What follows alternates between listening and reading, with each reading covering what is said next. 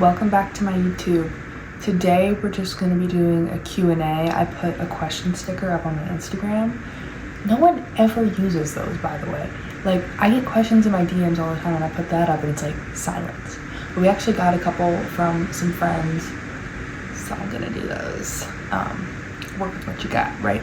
So if you have any questions and I put one of those up, put your question in. And also, like, if you DM me and ask a question, you can say, like, to answer this in a YouTube video, because I'll totally do it. But some people don't like that, so you never know. Okay, so the first question I got is, can you share a little bit about how you teach Metro to pulse down on command? So for those of you who don't know, in endurance, when you come into a vet check, your horse has to pulse down to 64 or 60 beats per minute. Usually, it's one of those, before you can go over to the vet check. In 25s, that is your completion time. So if you pulse down first, you're going to be ahead of someone who pulsed down behind you. In 50s, that doesn't matter as much. So part of training an endurance horse is also training them to pulse down in the vet checks. And kind of how I start out with that is just building a horse who knows their job. And I really prioritize a horse knowing when it's time to work and when it's time to chill, and really defining when that time is. So, like, if your horse is super excited in a vet check or distracted and looking around or not eating or drinking, their heart rate's probably going to spike.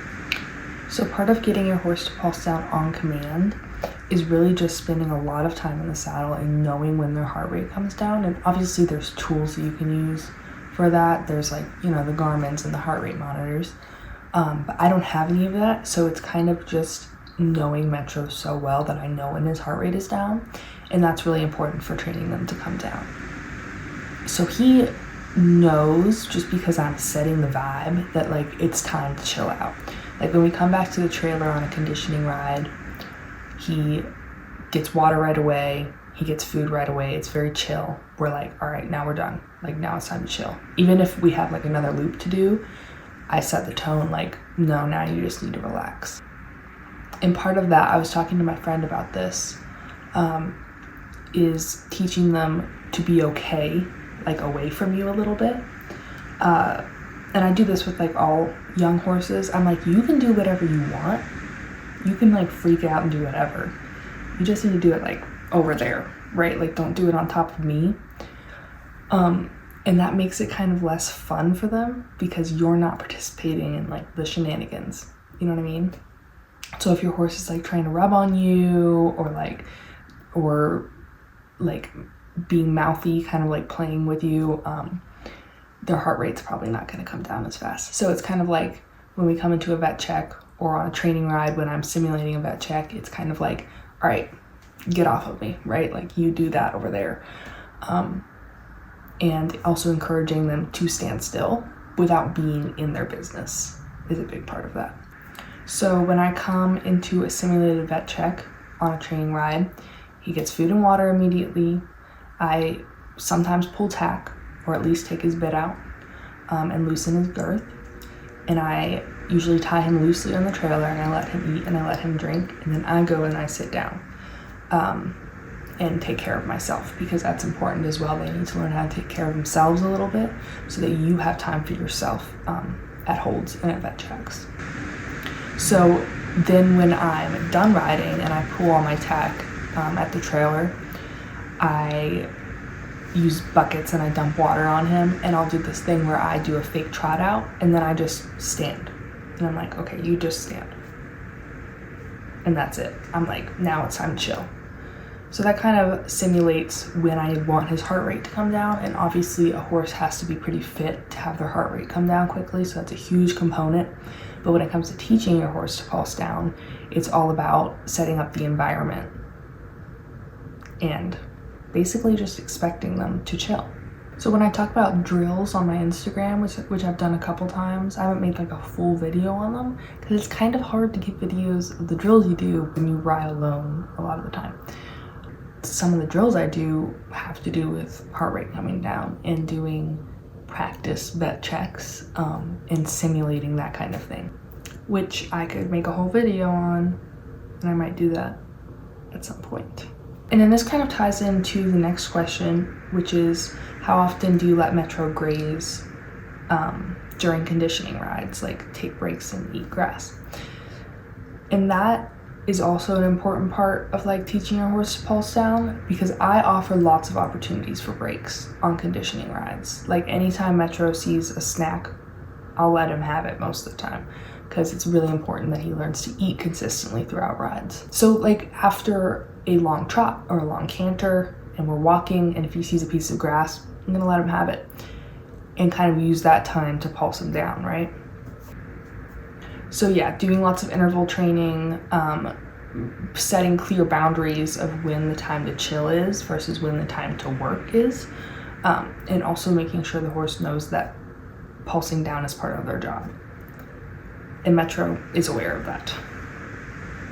So usually in vet checks, he's very chill, it's pretty easy, he's very focused. I think people think Metro's a distracted horse and that's why he gets so fired up, but he's actually a hyper-focused horse. And that's why he works himself up so much, because he wants to do his job and he knows his job. And when I'm getting in his way, he lets me know. And I get good results from all of this because usually the PR person is surprised at how fast Metro comes down. After our last 50, he came in, he was eating really well out of the crew wagon, very chill, like he didn't just do 50 miles. The PR person came up a little too soon, and I was like, yeah, you can take his heart rate. Let's just see, right? She takes it, he's over. So she is like, okay, let's give him a couple minutes. And then I know when his heart rate is down, and it was down within 3 minutes. So she comes over, she takes it again, and she was surprised that his heart rate was down so quickly. But it's because we worked so hard on this. And he knows that this is time to chill and get it down. So yeah, our PR time was 3 minutes from when our end time was. Okay, next question.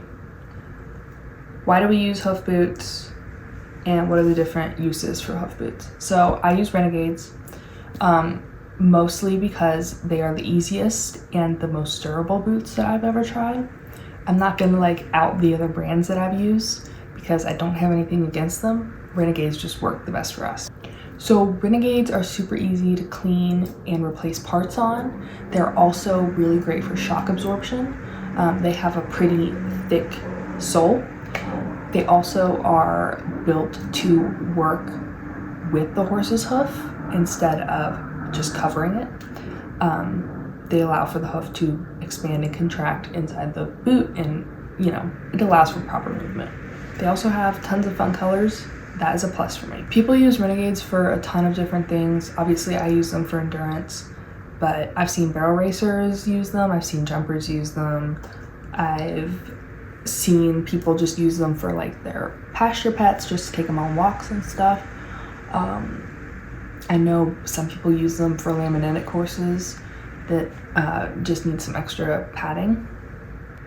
And they're part of the reason why I feel comfortable trotting on pavement, and that's part of my training, because when you're an endurance rider, your horses are exposed to lots of different types of ground, and I feel comfortable that they can do it all in Renegades.